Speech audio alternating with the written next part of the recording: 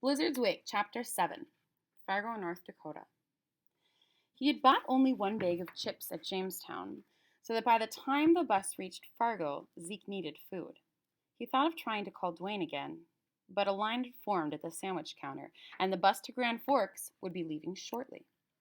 An older man in western hat and cowboy boots stood to the left of Zeke in line, both of them watching the lone clerk at the counter, fashioning sandwiches out of meat and cheese, mustard, and mayonnaise. He takes that long to put two slices of bread together. I wonder how long it would take him to add a pickle, the man said, his gray hair curling over his leather collar. Zeke smiled a little. Shouldn't be all that hard to spread the mustard, he commented.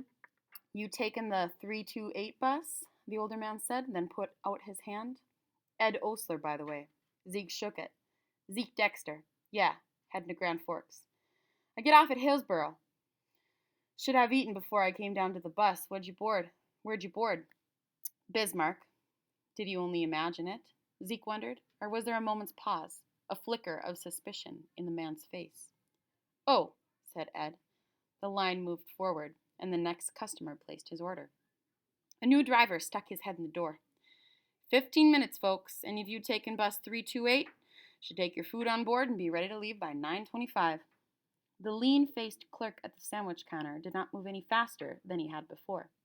Even though the people in line shuffled impatiently, Zeke and Ed looked at each other and shook their heads. What line of work you in? Ed asked next. He simply would not stop talking. Just went on, chipping away at Zeke's past.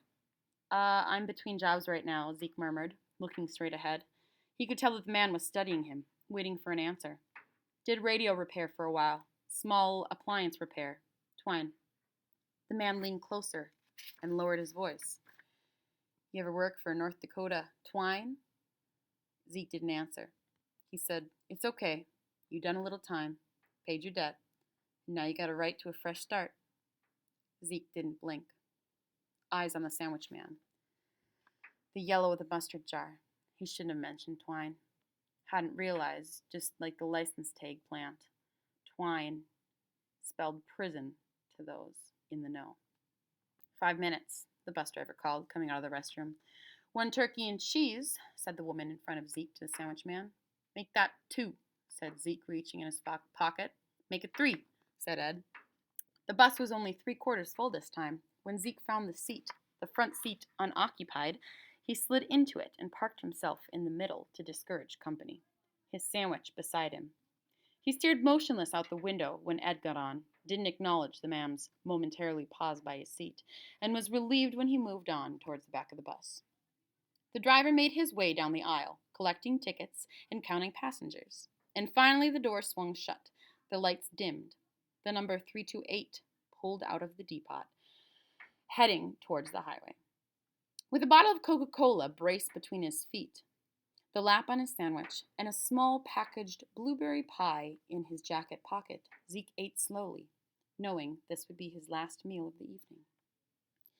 Sitting alone in the front seat, opposite of the driver, overlooking the broad expanse of windshield that almost reached the floor, Zeke watched the beam of the headlights illuminate the yellow line down the middle of the highway. As fast as a new stretch of road was exposed, the bus, like a huge harvester, gobbled it up. Highway 81 was as straight as a yardstick. Zeke had the feeling that if the driver could have locked the wheel in position, the bus would have gotten to Grand Forks by itself, no steering needed. He had expected he might feel better once he'd eaten, that despite the cramped space allotted for his feet, he might relax enough to doze. But he felt as tense as he had leaving prison that afternoon, as alone and uncertain as the occasional snowflake that raced topsy-turvy to meet its death on the windshield. He should have called Dwayne as soon as he knew he was getting early release. Zeke knew, so why hadn't he? He couldn't quite believe it would come off without a hitch, for one thing. One of the prisoners would do something to put blame on him. The early release would be canceled, and there would be Dwayne, the brother who would visit him only twice in prison, waiting for him in Grand Forks. His life was full of hitches, and when he'd known it for a fact, when they told him yesterday to make his arrangements, he'd try to call his brother. The operator had said that the phone was disconnected. Why Dwayne would do that, Zeke didn't know, unless he hadn't paid the bill. When you worked for the power company, though, you were supposed to be on call in case the lines were down. Well, he'd find a ride somehow. Maybe the phone would be working again by the time he got to Grand Forks.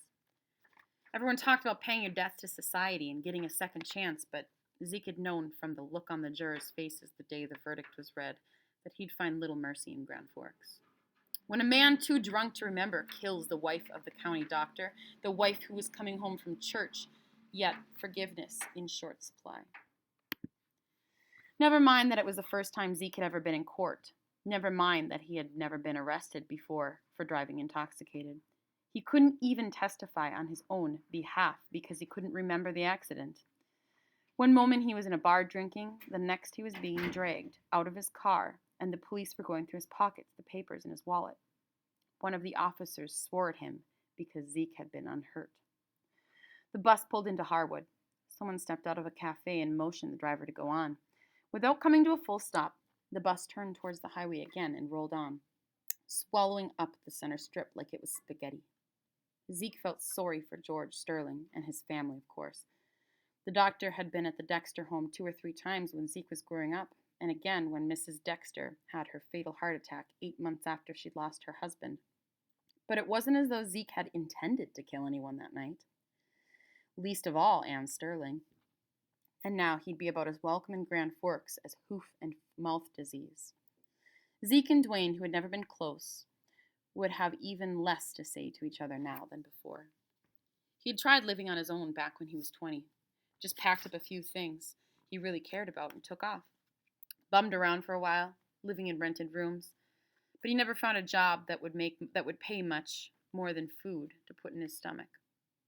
So he came back to the house he'd grown up in, not for companionship or for the things he'd left behind. There was no other place to go. Simple as that. He thought of the newspaper headlines he'd seen when he stepped off the bus at Fargo. Basketball, weather, and war, especially war. They should have sent him overseas, put him in uniform, given him a gun. Only place he knew where if you killed somebody, you got a medal for it.